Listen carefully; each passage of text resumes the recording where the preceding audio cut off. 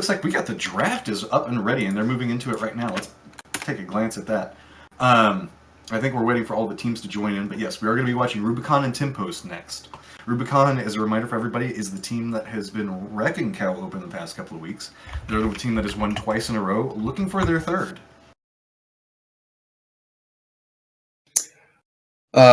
Yep, we have seen a couple of teams take 2 Cal Opens, some teams not, and a couple of teams even 2 Cal Opens in a row. The team to most recently do it was Congarna, and then they missed a week, so they missed their chance to try to take that 3 in a row. But then Rubicon, for these past 2 weeks, they've shown up for their 3rd week in a row, so they are the team to watch in the meantime, because if they win this Cal Open, they'll be the first team to win 3 in a row.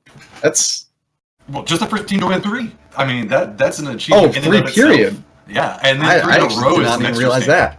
That's like the extra step up. Be like, now you guys have to follow us. Wow, that creates a challenge for the next team. That means not only they have to win 4, they have to win 4 in a row. Damn, see, that's a mountain. Rubicon's just making it harder for themselves because now they're just building expectation. But I mean, for those of you that don't know Rubicon, their team is Chain, Prisma, Grandeur, Mach, Sniz, and Sargent, and they're a very effective combination right now. They've been working their way up through standings on multiple events. They've been showing themselves at multiple semi-pro events, and they've been showing that they are here to play and they are here to win. Yes, someone you really definitely have to watch out for is Mach's Anna is on point. The guy hits all of his shots, all of his sleep darts, perfect nades every time. He is honestly, I think, one of the best Anna players I've ever seen. And in this tank meta, a lot of people are saying it's a battle of the Annas. Whoever's team has the better Anna is going to come out victorious. Yep. So Mach is definitely on point. Anna is yeah. Because the tanks to the wheels. Yeah. Makes sense. 4 tanks, 4 wheels. They just it's like the old school, like, what is it, Greek and Egyptian carts where they just like the tanks lift up Anna and put her on their shoulders with those little poles, and she just sits. That's right. Carry me to the victory across the payload. Feed me grapes and fawn me with pawn froms. Pawn froms. I didn't even know that was the term for it. So victory for you. A pawn from. It's those little palm frond. Oh, yeah. Okay. It's like a palm tree leaf, but they're called fronds. I thought it was one word for some. Wow. All right. I'm not a grammatically correct person. Dude, your name is the Brass Thief. You should know all about the Brass Age, right? Yo, it's a good reference. He's got you there. I got some homework to do then. Yeah. And I got a lot of homework to do next week. Well, I think this is actually going to be the first time we're seeing Tempos as well, which, with the way Momentary just showed up, I'm pretty excited about seeing new teams today. They consist of Believe, DXDT, Aramic, I hope I was saying that, Claw of Death, The Odd Turtle, and I Find Chris. Emmerich, I'm hoping. Emmerich? Yeah, let's go with Emmerich. We'll go with it's better than but you know what, maybe you shouldn't ask me because I was pronouncing Danta. So I wasn't gonna say anything. I wasn't gonna say anything. No. Dante. But so just Tempos did beat Mad Nutties in round number 1. So that's why they're now here. And on the other side of the bracket, actually, we saw that Doot Doot took out 6-star, and they're now going up against Nameless, and Washed Up Boys took out Tracism, and they'll be fighting the winners of Nameless versus Doot Doot. It's gotta have a sound effect. Doot Doot Doot. I need a Doot Doot. Is it Bastion? One of Bastion's voice lines is a Doot Doot, right? So it's not this then. That's not Doot Doot then, right? No, I don't think so. That's Bong Bong. Bong Bong. Yeah, that's me trying to make sound effects for our stream. I need to get them. We need to get a soundboard. But then we have to go like all kinds of like radio where we have like the car crashing sound or like a screw yeah. No, I don't want to be like that. Be like the Crazy let's Eddie. Go back and watch this play of the game and you hear like the whoop, whoop. Or like a slide whistle. No, we need to get a theremin involved so we can have like on the spooky when people are going for flanks like the spooky music. Woo! That's a good reason to buy a theremin. I can set it up over here and just play it. Yeah, I am think that's the way to specifically go. throwing down my no vote on everything that is being discussed right now and saying, no, not going to happen. No theremins, no soundboards, no. You ruin everything, Dad. And that's why he's the cow admin, and we're just the community figures. Oh, hey, the draft is going on. Oh, do draft. Okay, Something that's important okay. is happening. Something important is happening, and we will talk about that instead of sound effects. I had the old draft up, which is why I didn't see anything going on. I did too. So right now we've seen Tempose has gotten rid of Dorado, Ilios, Hanamura, Nepal, Lijiang Tower. Rubicon has gotten rid of Watchpoint, Gibraltar, Eichenwald, Volskaya, Nubani, and Route 66, leaving us with the last three: Temple of Anubis, which just got taken, Hollywood, and Kings Row. Willing to bet, guys? What do you think it's gonna be? We're in the last two. I want Hollywood. I'm more leaning towards Hollywood. It's the last day of potential Christmas Kings Row, though. That is true. Although, if it's anything like when we had Spooky Hollywood, then teams will most likely vote for that map off. I believe from last week, we had a couple teams saying that they didn't want to play on it because they had low frame rates on it sometimes. Yeah. But, maybe Kings Row is our map of choice. Yeah. There was both teams having the balls to have Temple of Anubis come down to one of the last three maps that they had to ban. And while when it comes to that situation, it's an easy choice. You're going to get rid of Temple of Anubis. I can't believe they'd let it last that long. Well, that's kind the of mind game. Things. Yeah, it's the fun thing. You have to play chicken with it a little. Like there's so much strategy that goes into the map selection.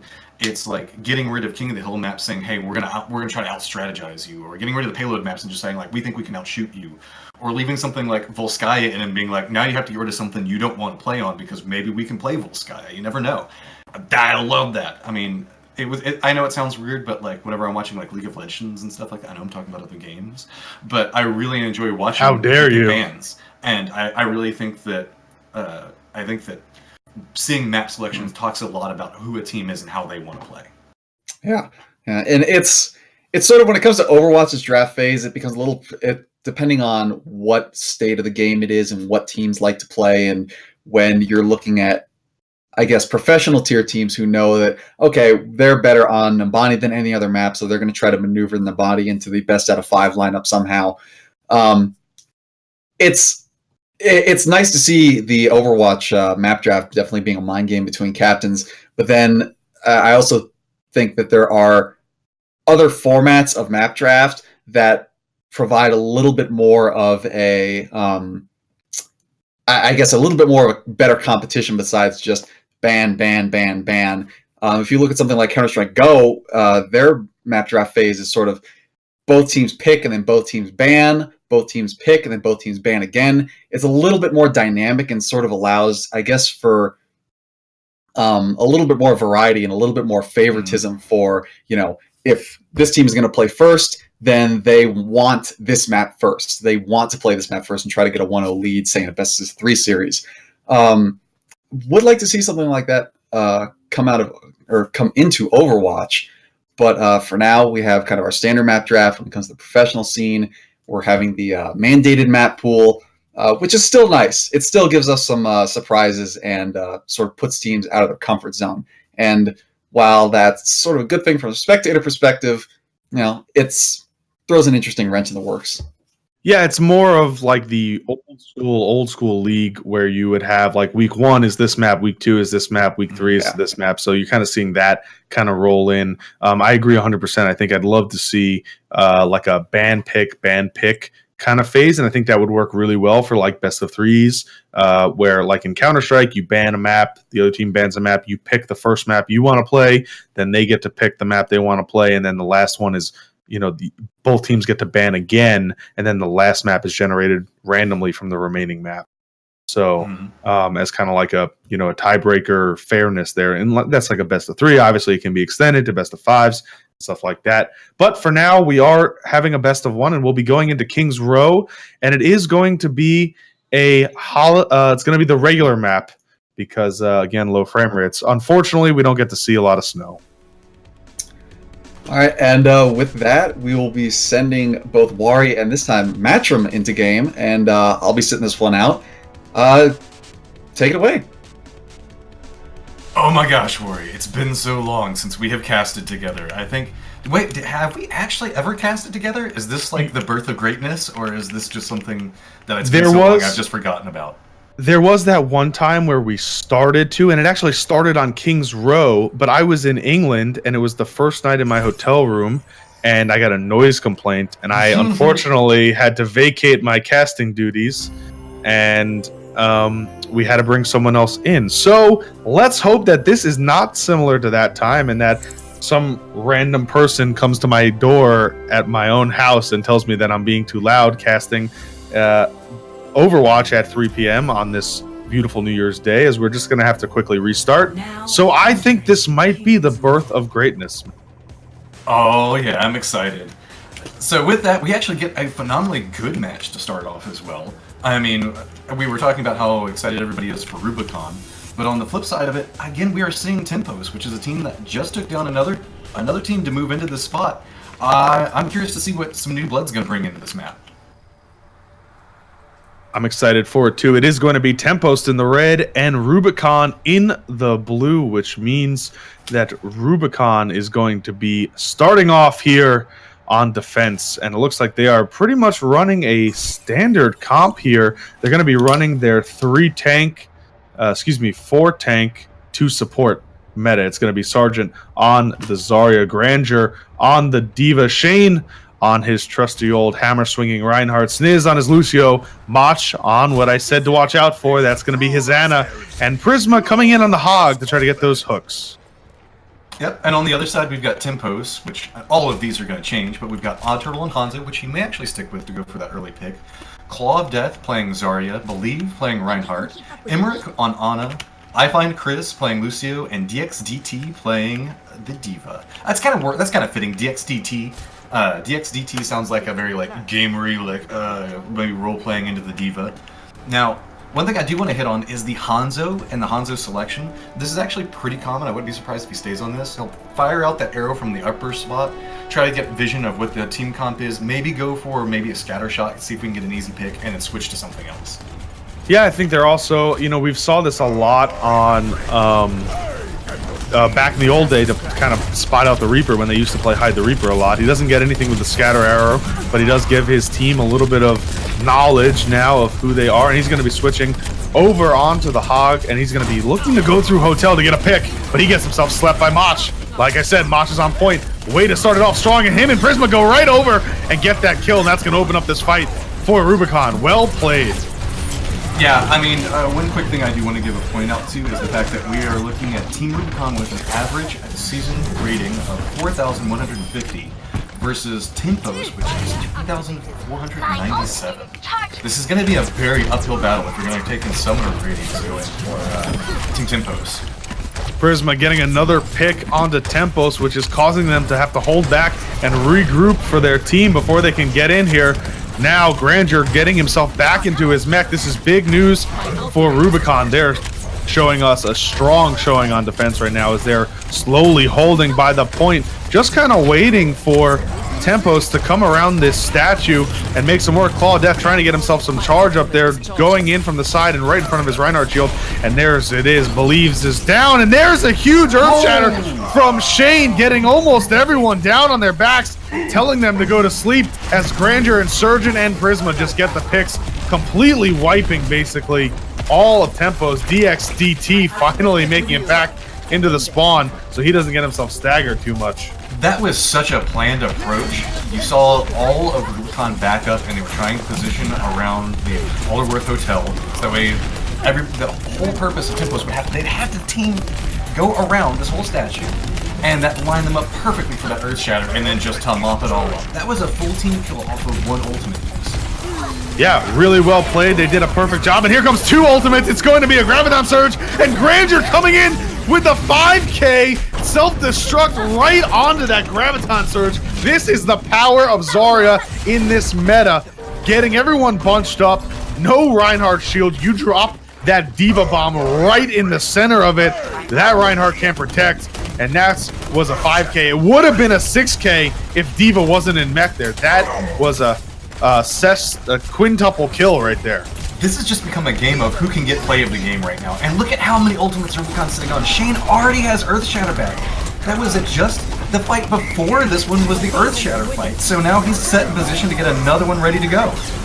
Graviton Surge and Nano Boost coming out from Tempos, trying to get some work done, trying to get the kill with 1 minute and 9 seconds left. They need to take this point sometime soon and get at least a tick on it. And Shane and Believe using their Earth Shatters to try to get something done. The Odd Turtle picking up a kill on the Shane. Notice he's switched off of Hog and he's now on Soldier using that Tac Visor, trying to get some kills here. And it looks like they are going to successfully get at least the first checkpoint here. Granger getting onto the point. Mach getting a kill onto DXDT, and this is now a trickle fight. And here comes Granger with another self-destruct. Is he going to be able to get anyone with it? No, this time Believe was in position to block it, and now we're going to see the beat being dropped by I Found Chris here. Actually, his name is I Find Chris, but I thought it'd be funny because he found him as he's going to be coming in, and Believe getting the kill into Shane, and Prisma coming in. Believe with a huge Earth Shatter, and this fight is never-ending, Matchroom. This is We've been a minute for this fight at this point. This has been absolutely insane.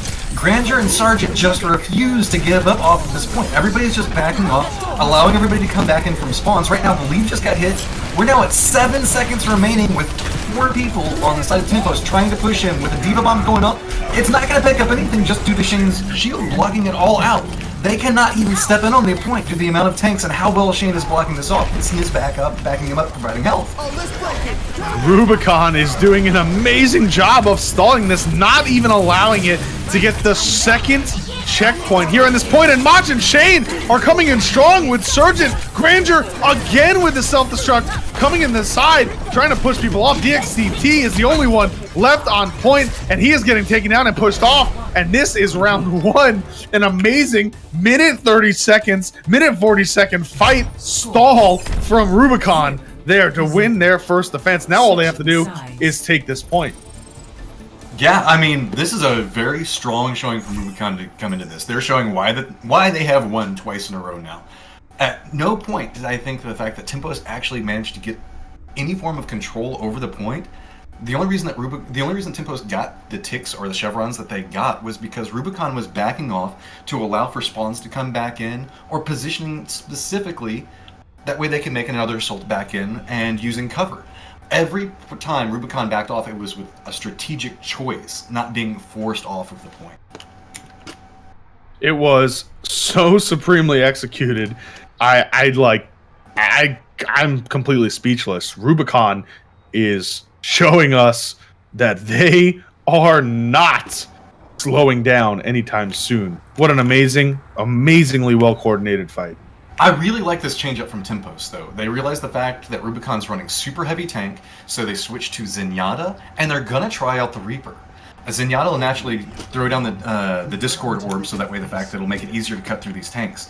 And hopefully Reaper can keep himself alive through all of these tanks and all the damage that's going to be coming through to pick off some of the other tanks and to get some kills.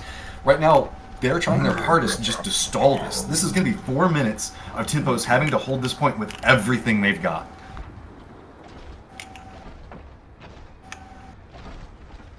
And looks like Rubicon is going to be giving themselves a little bit of a dive comp potentially here.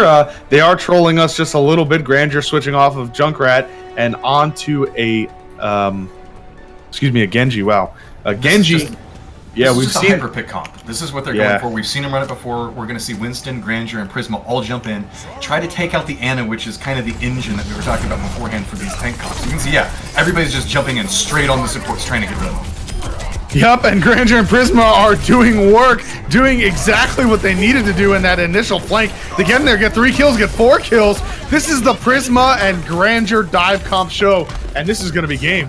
I mean, I don't think there's any way of coming back from this. In fact, the GGs are coming out from Tempos, and that, wow, what an amazingly quick, after the amazingly long first round we had, what an amazingly quick second round we had, and now we're just going to see play of the game here, and it's going to be that quintuple kill. It's got to be.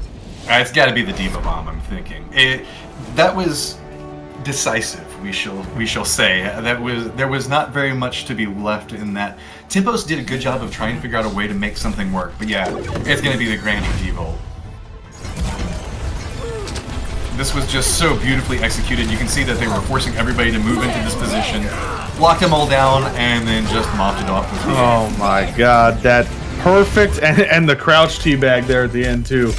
That was perfectly executed. How much do you think they've been practicing that? I mean, he just boosted right in and landed it like so perfectly on the middle of that graviton surge. That was execution. I've been milking the diva to try to get some free rank. I mean, trying to get like a lot of these self-destructs that you see go off just seem like they're so easy. It's like, oh, I'm just going to shoot it here, I'm going to shoot it here. But to hit perfectly with the amount of time and to not allow tanks to or not allow Reinhardt to spin around and shield, you have to time all of this stuff so perfectly. And that was just an amazing show from Rubicon. What you think, Brass? We're back in with you now. I think after taking last week off, I totally forgot how amazing Grandeur is at Diva and how much I enjoy watching that.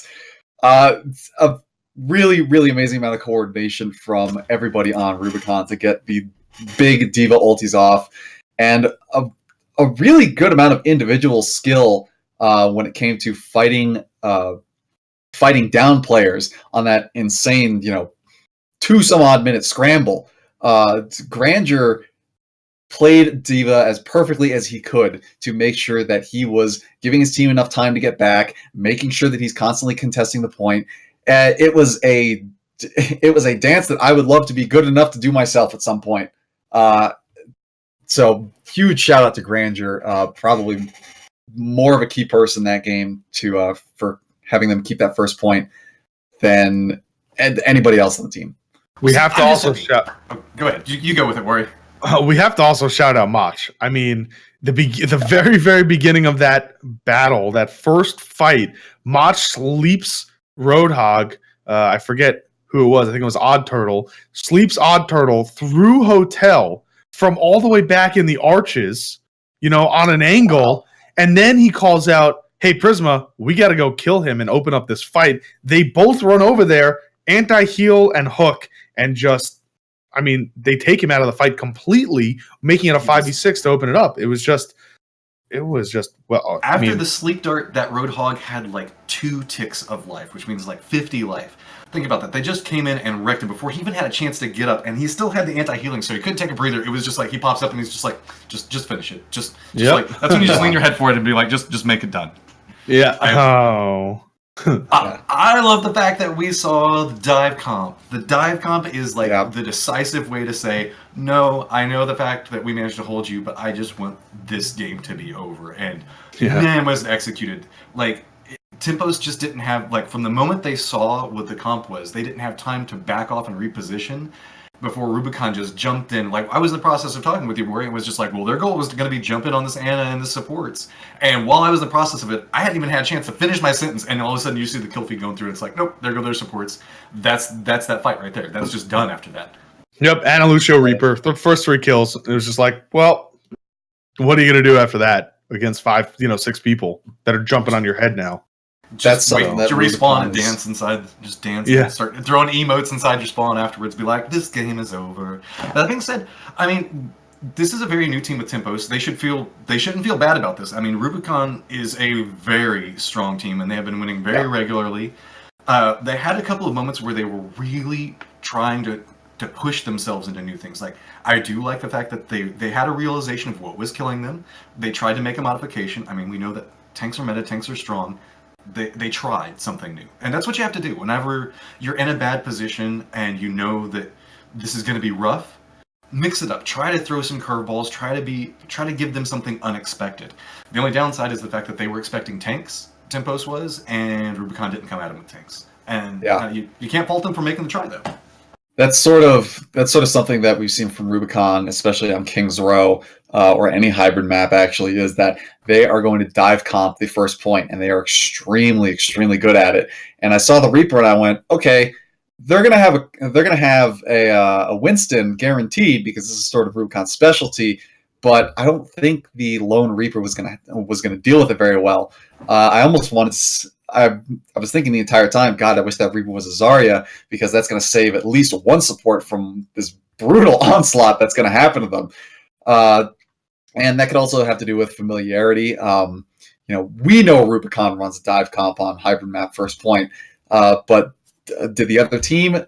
Maybe not. But that's also sort of what happens when you get into these cow opens, is that it sort of tests your knowledge as the deeper that you go and get into the bracket. Well, it's just not a Rubicon special. Like, teams, anytime they show a strong defense, it's very common. Even in, like, whenever you're, like, doing ranked by yourself. If you hold a point, like, on any of these hybrids maps, like on King of the Row, you have a very decisive 4-minute hold. The very first thing you should do is, like, go super aggro, because you have 4 minutes to try to claim it. You just showed the fact that you were very effective and you could kind of outkill the other team. So just go in with a full team comp and just try to kill them. It happens across many teams, especially like the higher ranked teams. It's pretty common. Just because if you go in and it doesn't work, okay, now switch back to what was working for you before. Go back on the tanks. You've lost like 30 seconds. No real worry. You just lose some ultimate charge. It's really about it. Yeah. And I didn't necessarily mean that Rubicon, the dive comp was their specialty, but they simply execute it so well. And, that whole very, very quick round shows it.